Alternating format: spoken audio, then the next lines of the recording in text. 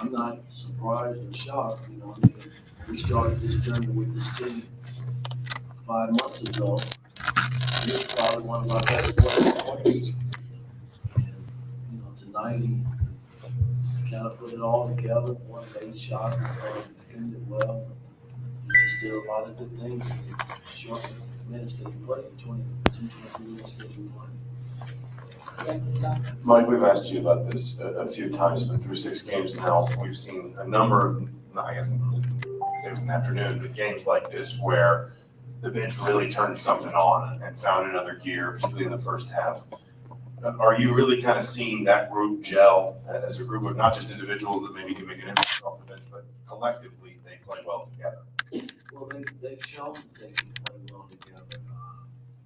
You know, in the game against Xavier, we didn't play the bench a whole lot of minutes based on, you know, the team and how the game was going. You know, we kind of I shorted the rotation a little bit. You know, games like this, you can open it up and play a lot of guys. It gives you an opportunity to read players and see what they can do on both ends of the floor. And when we've had games like this, our bench has been phenomenal in terms of being able to do the things that we taught them and follow the game plan. So for me, from a coaching standpoint, I'm not afraid to play anybody off our bench. You know, I mean, I felt good about that all season. I felt good about it this summer. You know, we have a better team than we had last year. We still got to prove it on the basketball floor and during the games. All right, Tommy, you have anything else? Mike, this. At take 5, you stay in your car because we're faster than you think. Oil change is done. How much of that is just maybe a year older and a clearer head and just being here for year 2 than year 1? Is all that kind of combined, just kind of get them in a more comfortable level? It has a lot to do with it. You know, I mean, he went through some, you know, I wouldn't call it truly personal issues. He had a baby last year. And, you know, that's a big responsibility for a young kid at his age. And I thought this summer, you know, he accepted it, you know, what he was going through, which he had no choice. And he started to grow up. And this 5 months that we've been together and coming back, you know, he has shown some sign of maturity. And, you know, we're going to need that from him because he can make shots and he can do things from an offensive standpoint that, you know, I want him to do. Alex, right in front, Keegan. How do you assess just where you guys are as a team right now defensively, and is there anything in particular, like moving forward, that you feel like you're going to have to do better on that end of the court? Only time will tell, man. I mean, Xavier was the only really big team that we faced so far. So, North Carolina's a big team. They got wonderful perimeter players. They're well coached. So, you know, we just, only time will tell, man. On Wednesday, we'll see where we are. All right, Keegan, right in front, Todd. Speaking of North Carolina, how much of a challenge does it present that while they may have underperformed to this point this season, they are very battle tested coming into this game in December on Wednesday? Who said they underperformed? I don't. What's their record? They haven't lost a game, so I don't call it underperforming. You know, they're doing what they're supposed to do, and you know, you got 2 teams that will probably be undefeated come Wednesday. Something's got to give, so only time will tell. All right, Todd, on your right, George. Mike, Trace comes back today.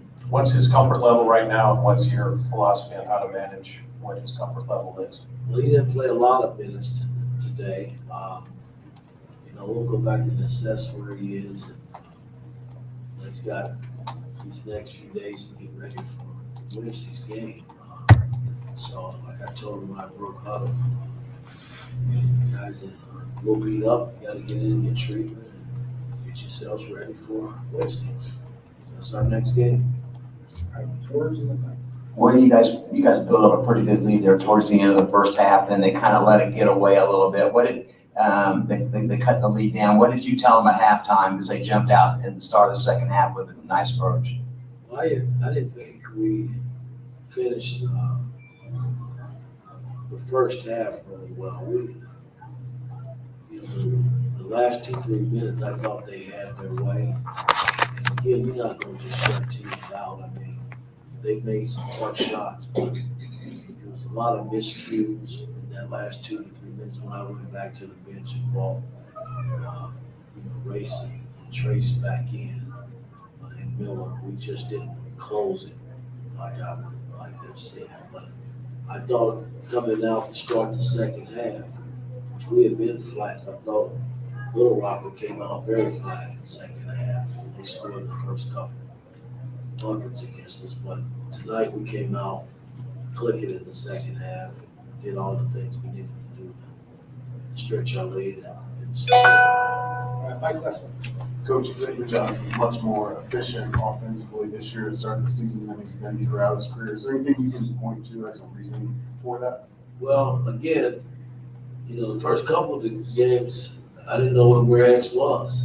And, I thought the Xavier game, he was back to OX again. And he's been playing well now since the Xavier game. I mean, he's doing a lot of, I thought he had a wonderful floor game against Little Rock. And then tonight, he made shots.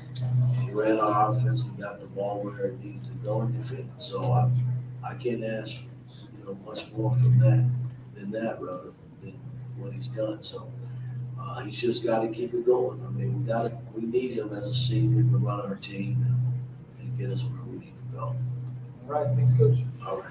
That's fine.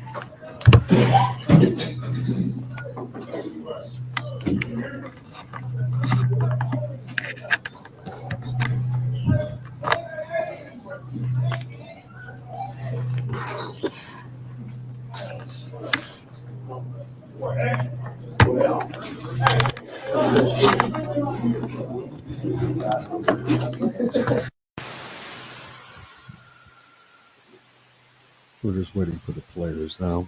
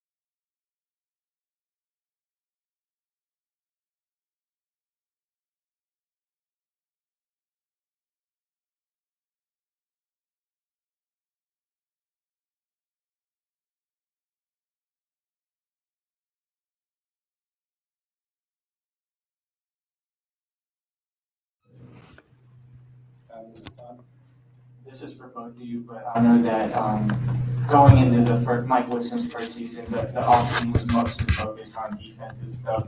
Have there been any other wrinkles, any other layers of the offense that you've been able to add in this offseason that you hadn't previously? I would more so just say we got to understand the offense more now. First put it in last year, we kind of figure it out during the season. Last season, we had a whole off season. Next week we coach the offense, what we like for us to do. We got to say before running everything, just be at a high level. Tomorrow, those of us who have been dads know how hard it is when the baby is young and new, and how do you balance being a Division I basketball player versus all the responsibilities of being a dad, especially when they're that. I got an army behind me, so my family does a great job. She's back home together, and so it really takes a lot of stress off of me. But it was really just like for us, it was a situation that was unexpected. So we really try to find ourselves. No matter what ball player, they take that case and they slide it. They find sound. You know, we just found that right sound. There's the word. So here we've heard from Coach Wilson and you guys, for a lot of this, about the summer to Martins, about the kid who was stepping up and really improving his game. You've seen it all from the day he got here. I mean, what from your perspective, did you see tomorrow, the summer to now, so much different from last year? I mean, when we first came in, we were talking about it was our transfer. Somebody came over here, guys, he wrote, short, came in, talked so bad. Just good that came out.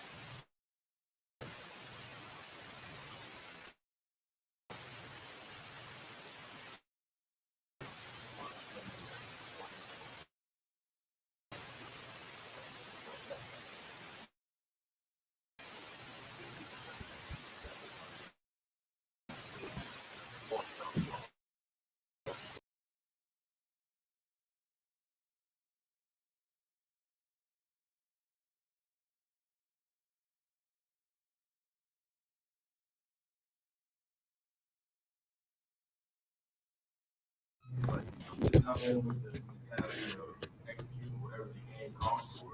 You know, we weren't getting too many stops, so we need to eat our defensive end so we can turn that into offense. So, we really just, understand that, the whole team is the strongest, at the bench. So, us, being on the scout, and, guys having to really worry about who comes in down to the ninth man, we just know that just makes us even scarier.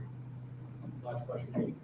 Xavier, ahead of North Carolina on Wednesday, what kind of adjustments and final tune-ups do you want to see from your team before that game? We got they have a big dinosaur coming down, Armando. We have two or three big dinosaurs as well that are ready to compete at a high level. I think they're ready to play. You got a couple guys banged up, as Coach says, we got to be ready to play. We got to get our chickens for the next couple of days that we have off. We got to take care of our body, get mentally sharp. I think that we're ready to play, honestly. Thanks, guys.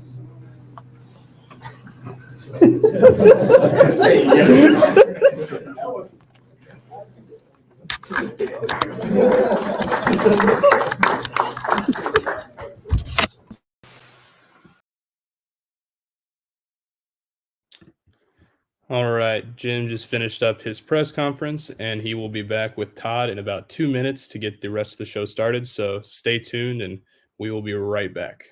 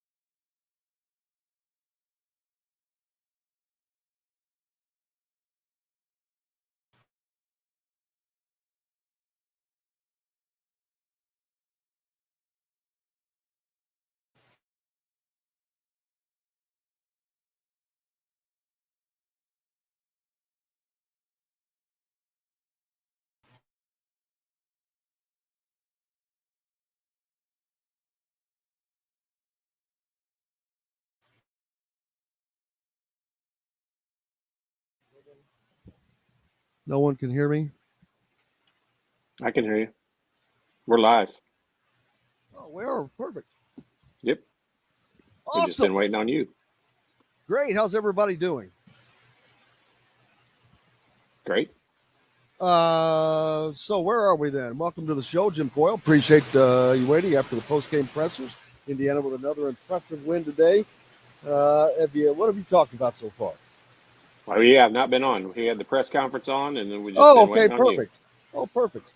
Good job. Well, welcome into Indiana Sports Beats after the game with Todd Leary, of course, here at Assembly Hall, of course. Todd Leary is on assignment on this post-Thanksgiving. How was your Thanksgiving, by the way? It was great, as usual. Eat too much.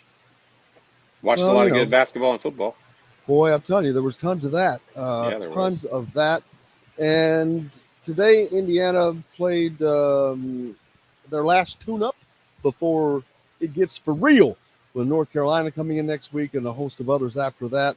I thought they looked pretty good today. It was we're not going to play Trace Jackson Davis much. Just give him some minutes to get out there and loosen up. It looked like him and Race both, but they still were able to get into, or Trace was able to get into double figures.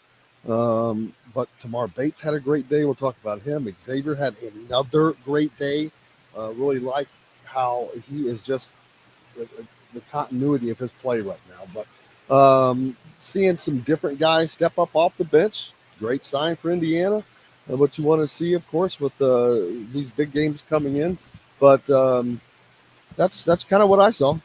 Yeah, I mean, I think you kind of in the press conference heard Coach Woodson talk about Tamar finally had a breakout game. I think it's kind of he's waiting on everyone to kind of have a breakout game. Everyone off the bench, like everyone to come in and just have a game like they had today. And Tamar, when the shots are going in, it sure makes everything look better and a lot easier. And he did a great job getting open. They found him the ball. He didn't just stand out there and shoot threes. I think he only took 6 threes for the game, made 4 of them. He did a good job of showing what his capabilities are. I think he did a good job of earning more minutes. You mentioned Trace and Race. I mean, I don't blame him. This is a non-conference unranked team at 12:30 in the afternoon, the day after a holiday, is not the most exciting game to play in. Yes, of course, every coach is going to say you want to have the same attitude in every game and all that, but it's just not the case. No, yeah, it's not. When the lights come on next 9:30 next Wednesday night, it'll be a lot different atmosphere and a lot different. So I didn't have a problem with that. I honestly, he has his own reasoning for when he plays guys and when he substitutes and how many minutes they get. I mean, if it were me, I would have sat Trace and Race all day today, maybe even Malik, and just sat him out and let everybody else see what they could do. But this is one of the things I don't think we've talked enough about just over the last 2 years in general is, Mike Woodson's entire coaching career has been revolved around the NBA, and he kind of substitutes like the NBA, and he kind of coaches like the NBA, where he doesn't take, in the game 20 out of an 82 game schedule in the NBA. Do you take it that seriously? You want to win, you want to execute, you want to do things right. But I mean, do you freak out when things are going bad? No. And you don't overreact and don't overreact positively or negatively. And I think that's one of the benefits of having an NBA guy in here is, I think he's teaching these guys to, it's the long game. It's a long process. And, Tamar had a great game. I mean, there's no other way to say it. Tamar was by far the player of the game. Oh, I mean, he just got into this flow, and you could tell, man, he was in a rhythm. And it didn't matter if it was behind the arc, if he was shooting a mid-range shot or getting to the basket. He was showing off some wares today, man. Yeah, coaches downplay, guys shooting, making shots a lot. But it's not just the points that go on the scoreboard. Like if you watch guys get back better, guys jump higher, guys run faster. They do everything bigger, better, and faster when they make shots. And it's just look at what happens when guys like make a shot and how fast they get down the floor. Like making shots just gives you a superpower. And today, Tamar had it for sure. Absolutely. I think he ended up with 18 points. No, I believe 22. 22. There we go. I just had my stats pulled back up. That's where it was at the end. Yeah, 22. All these are career highs, but the field goal percentage, 8 of 11. I mean, that's rough 85% from the field.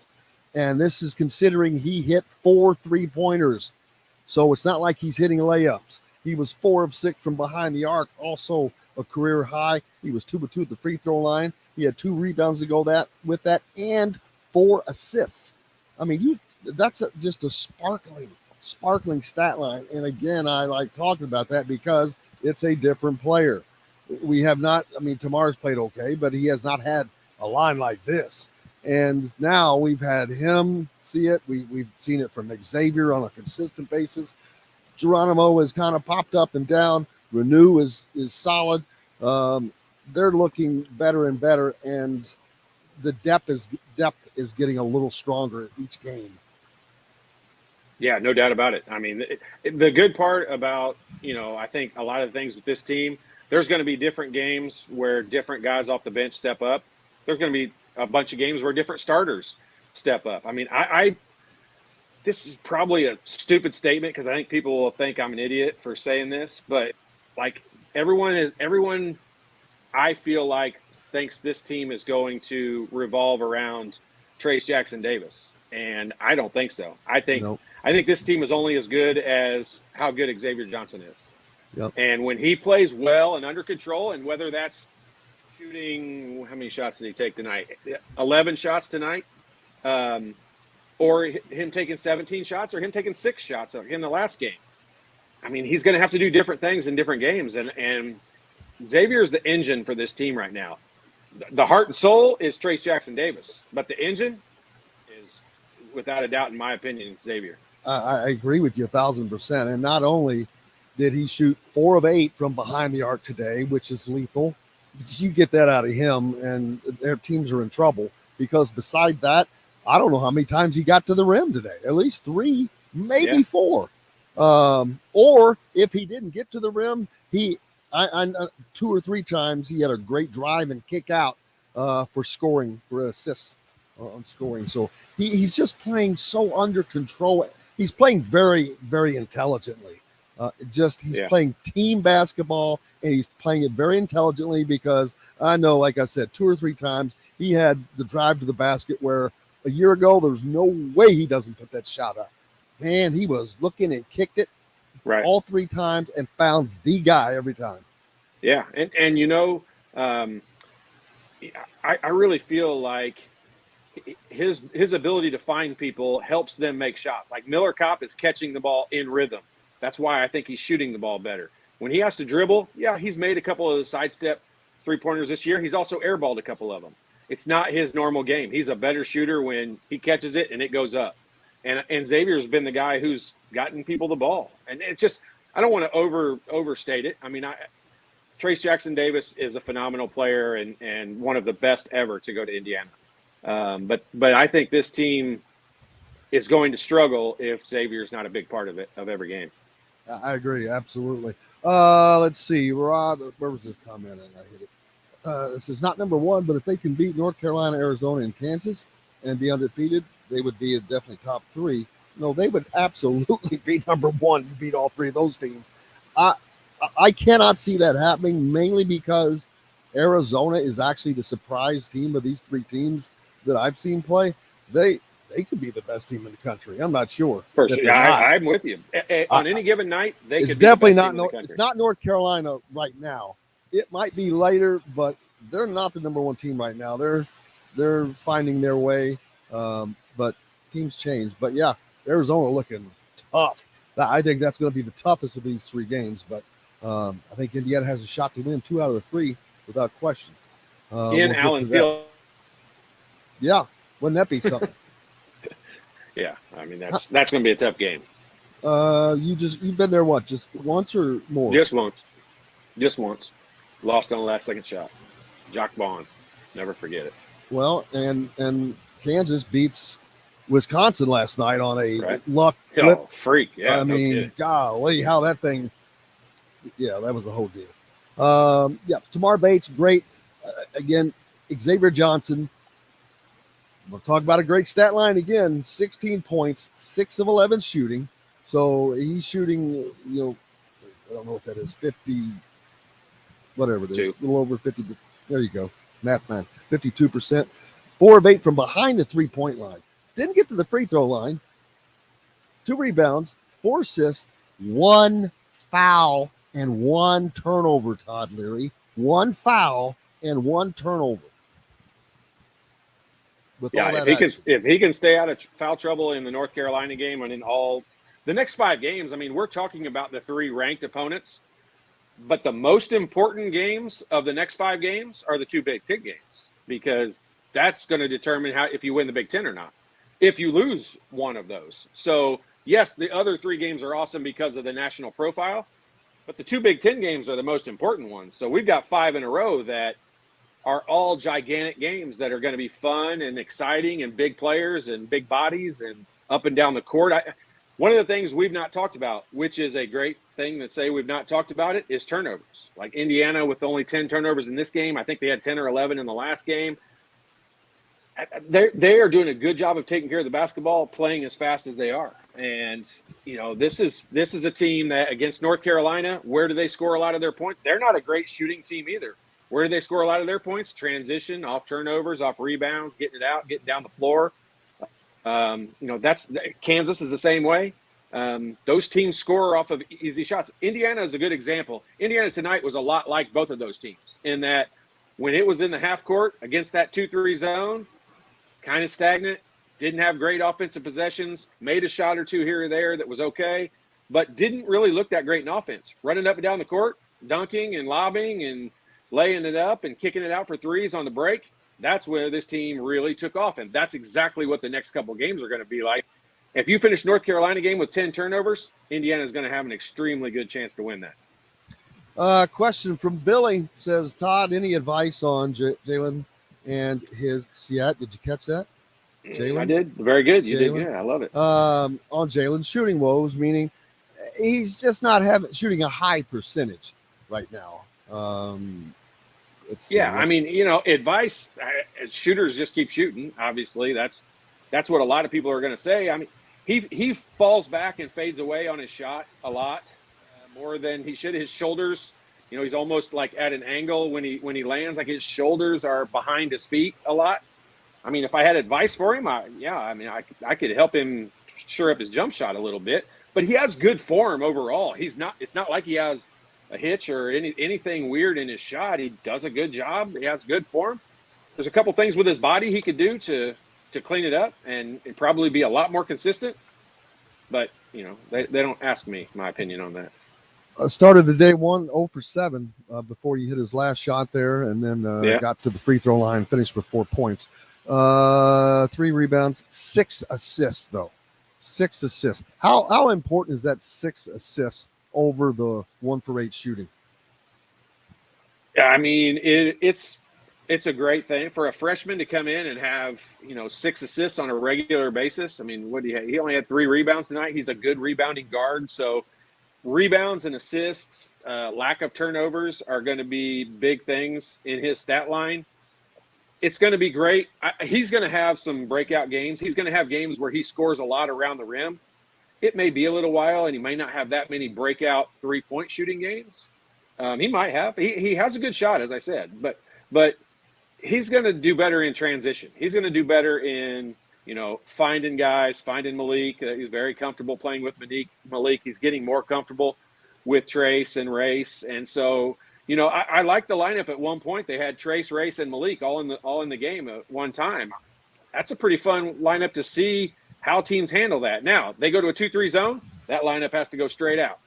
Although I shouldn't say that because those guys are good interior passers, so they could probably work together a little bit inside. But interesting lineups. Like Mike Woodson has a lot of fun tools to play with. Fun lineups he can put on the floor. Yeah, and speaking of Mike Davis, just picked up his 400th win, so congratulations to Coach Davis. I put out a tweet. I said these may be some of the most hardest earned wins in the history of college basketball. Did for I him, just for did how I see he something started? about Antoine just became like one of the NCAA's top scorers, like the top 15 or something like that? I wouldn't surprise me. I know he's been one of the leading 3-point shooters Yeah. the last. It was some stat like that. Dude, he's got a the green. sun. Yep. He's got what you call my dad's the coach green light. Yeah.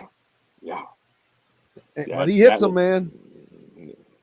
Yep. We'll have speaking of Coach Davis, I think we'll probably have him on the show this week as a guest. So make sure you're watching out for that. But congratulations to him on getting those 400 wins. Just talked about Jalen Hood-Schifino starting 0 for 7, finished 1 for 8. Miller Kopp 1 of 2. Didn't take a lot of shots. Scored 3 points. Nothing else really on his. Yeah. Stat line to look at. One of the things we're overlooking, Jim, is I think Trey Galloway is going to be back in the lineup during these next 5 games. So him coming off the bench is going to be a big factor. I certainly hope he's available in those games. We talk about how deep this team is, or I certainly do a lot. I think a lot of the national guys who have seen them play feel like they're really deep. They look a lot less deep without Trey Galloway's name on that stat sheet or that box score afterwards. So he's going to be a key factor to, how well this team plays in these next 5 games. Jalen Hood-Schifino's he's having to play more because of that. Is that putting a little added pressure on him right now? No. He would like to play more than he's playing, guaranteed. Like, no one likes to sit out. Like, it's not. Well, I mean, while you're going through this no, mini slump, you play your way out. You play your way out of it. He's not going to sit his way out of it. So you got to play your way out of these situations. He's going to be so gigantic. If he's not, I will be shocked by the end of the season. If he's not, as big a factor in having games, stat lines like Xavier has had the last couple of games. See, I'm not looking at the right home stats. One that has the minutes on it. So I just wanted to see. Yeah, Race Thompson played. Minutes on either. Race Thompson played just 6 minutes today. What are you kidding me? You talk about getting a rest. No, that's not right. He played 18 minutes. He was +6. But in the minutes he did play, he was 3 of 4, 1 of 1 from behind the 3-point line. Yeah. 7 points, 4 rebounds, 3 assists. I mean, nice little deal for the Race. Nice little easy day.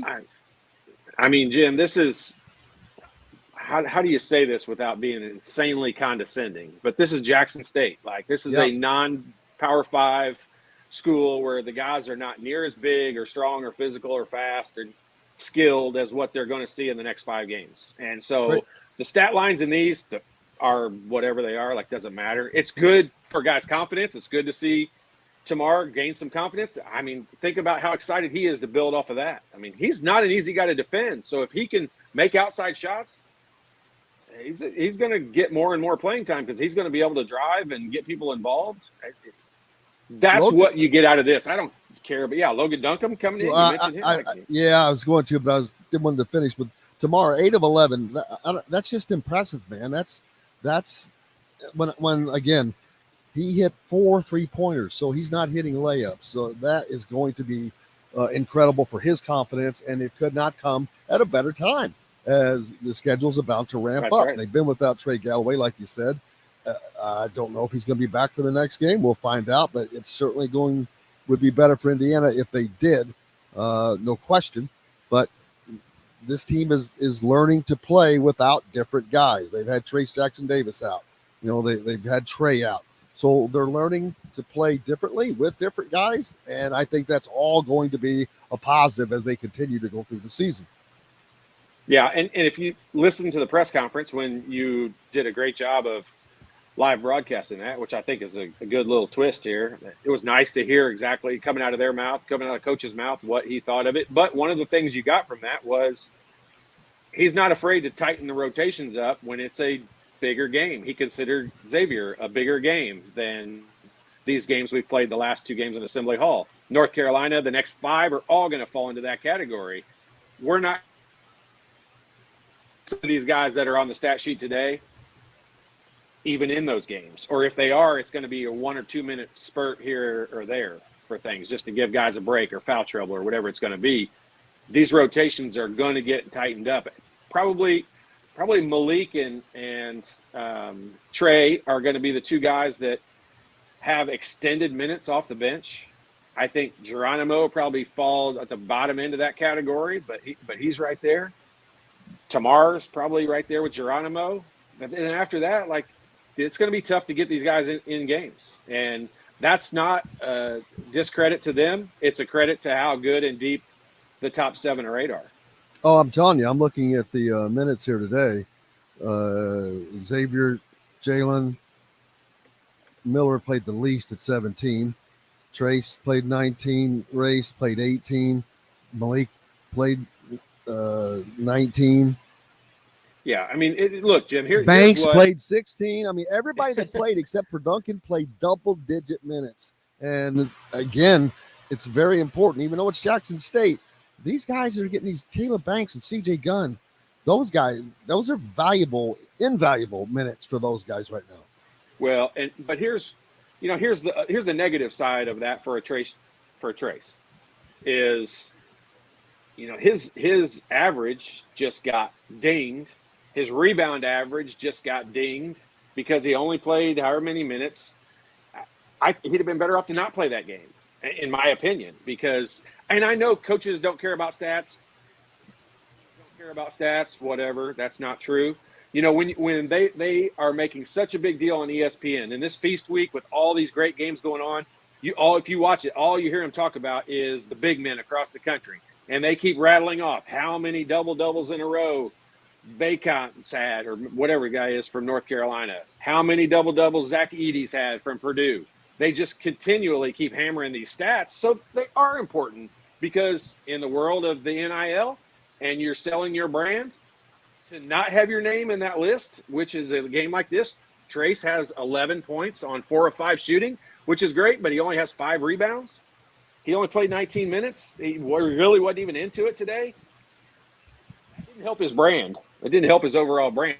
And I know Indiana fans aren't supposed to care about that, but that's today's world. And we want to get recruits in here next year. You want to get some grad transfers in here next year. You got to worry about the brand a little bit. I want to talk about North Carolina because I'm not sure if we'll get to talk to you between now and Wednesday when this game takes place. It is without question the biggest game in Mike Woodson's early career, biggest early regular season game, I guess I better say, since he made the tournament last year. But this is an opportunity for Indiana. It's an opportunity for the program. It's an opportunity for these players, and it's an opportunity for Mike Woodson to all take a step in that direction where they want to take this program back up another level to where it should be. Yeah, and let's just call it the way that it is.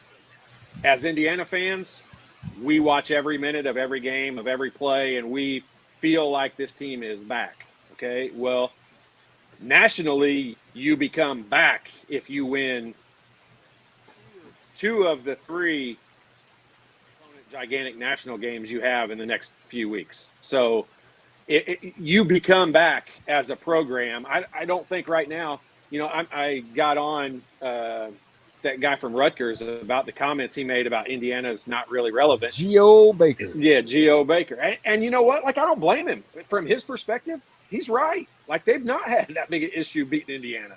And you also have to have that mentality.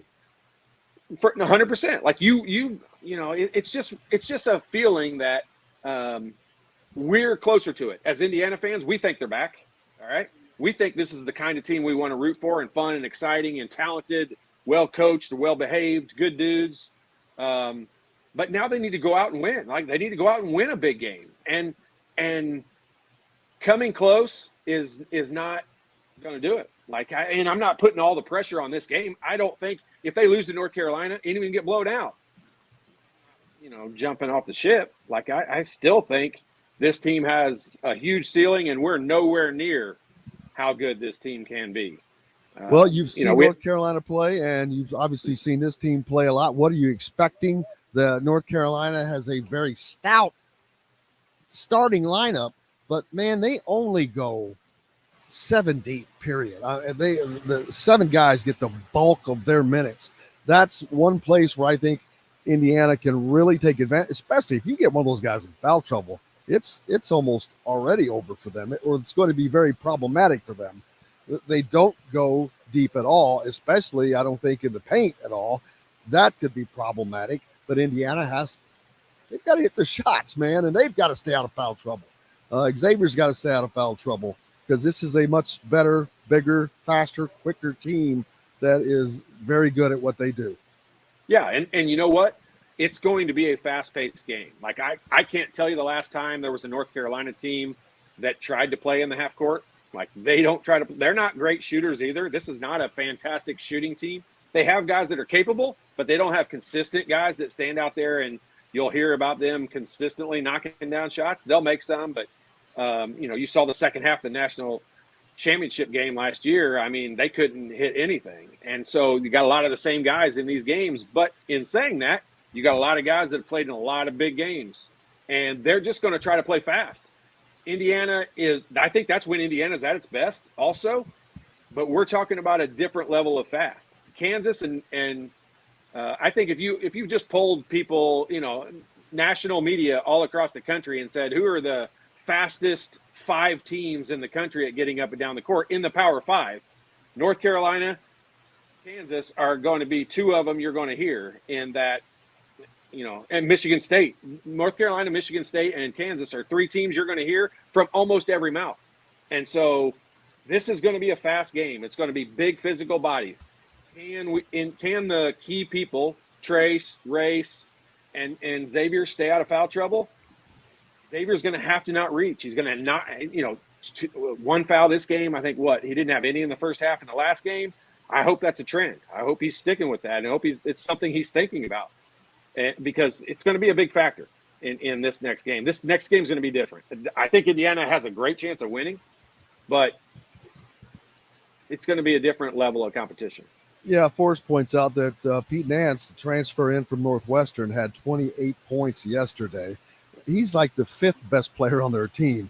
If he's bumping up next to 30, man, that's a good day. And that's what makes them problematic, because besides that, you got to worry about Love and Baycott and the rest of those other starters. But like I said, I think Indiana's depth will get to them and wear them down. But we'll see. I don't think so. I don't think Indiana will. I think after 7 deep on Indiana, let's assume Trey Galloway plays. So after Renaud and Galloway, let's throw Tamar in there maybe also. I'd be surprised if Tamar played 20 minutes in that game. But that's a lot. I don't think Indiana's going to – I'll be surprised if he does. I think he'll play more like 13 or 14. And he'll be the 8th guy. I think 6 and 7 will probably be in the 18 to 22-minute range. All depending on foul trouble. That can all change, but I don't think Indiana will be much deeper than 7. I don't Who's think going to be the 6th guy? Trey, if he plays? Trey or Malik. Probably Malik will probably be the first guy to come in. Yeah, right. He'll be the first guy to come in because he'll relieve either Race or Trace. But, I mean, you'll probably see 2 guys come in at the same time. That first TV timeout will not surprise me if Trey and Malik both come in right there at that, no matter what the score is or what foul trouble is or whatever it is. I think in that 12 to 15-minute mark, we'll see those 2 guys come off the bench. And I think we'll sprinkle guys in here and there. But no one's going to crack that until Tamar puts up 4 games like that in a row. He's not going to crack that 6th or 7th man rotation. Yeah, I think they go 8, 9 deep. I love him. I think he has probably the 3rd best chance on this entire team of being a pro in the NBA. And I know I'm stepping out on a limb there because his stats aren't that great, but from a body perspective, I was going to say he's got the body build. What you see in the NBA, like he's got a really good chance of being a professional in the NBA. And what you saw here today, that's what he's got to do. If he can consistently knock down shots, yes. Jim, it all comes down to. Everyone scoffs when I say this over and over again, but I mean, all teams, not just this Indiana team, it comes down to making shots. When you make shots, you look really good. If Mason had the exact same game he did all over the floor today and shot 11, we would have mentioned him, but that would have been it. because he made shots, we're talking about him. And that's the same way with any team across the country. But it all comes down to your offense looks good when shots go in. Everyone thinks Jalen's in a slump right now because his shot's not going in. I don't think.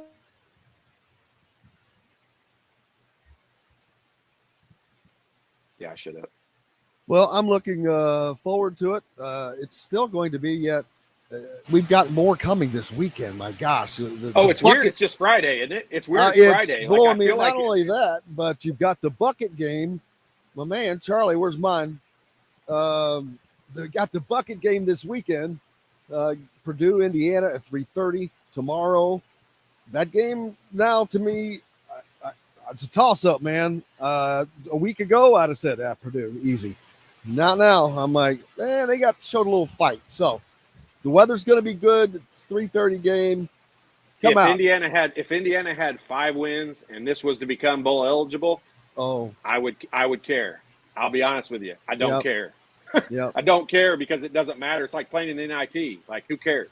And I don't mean I love football. I love our. I hear you, watch man. football all day tomorrow. I don't care. Like they don't have a chance to win. I mean, they have a chance to win the game. They don't have a chance to play in a bowl. Yep, I agree with you. Then on Sunday, Indiana men's soccer playing in the 3rd round of the NCAA tournament. That is 6:30, and I want to see Marshall go down. I stay unbiased and stuff. Marshall is under my skin. They piss me off when virtually their entire roster is made up of foreigners that they brought in. Indiana. You got a problem with foreigners? Who cares? No, but not when that's your entire team. I know. I mean, it's like they're playing against Club We're Euro. playing Manchester United. Yeah, we're playing Manchester United. Yeah. Where go down Indiana's roster.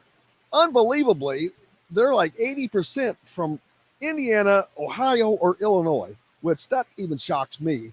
But, dude, that's the old Bob Knight recruiting deal. When you can have the success that Bob Knight had doing that and the success that I think is almost more impressive than what Todd Leary's doing because it's damn soccer. This is not exactly the most soccer-known area. It's known for basketball, but still doing it with those kinds of recruits. We'll so call him Todd Yeagley next time. What did I say, Leary? Leary. Oh. Yeah, all greats. All greats. But Coach Yeagley's incredible. His dad was awesome. He's awesome. That team's fun. Like the soccer program in Indiana is just fun to be around. Volleyball team's catching up right behind it. They're playing right now. Oh, man. I'm probably going to head over there as soon as I hang up. That team's going to be filling the stadium before long. They make the tournament this year. So good luck to Coach Steve Aird and them. Good luck to Coach Yeagley on Sunday. Good luck to Coach Allen and crew tomorrow, man. It's good. Wow. Got so much going on. Todd Leary, what's up next for you? And then we'll see you on Wednesday. Yeah, nothing. Go out. Wearing your blue pajamas all week. Your baby blue pajamas all week. Yeah, nope.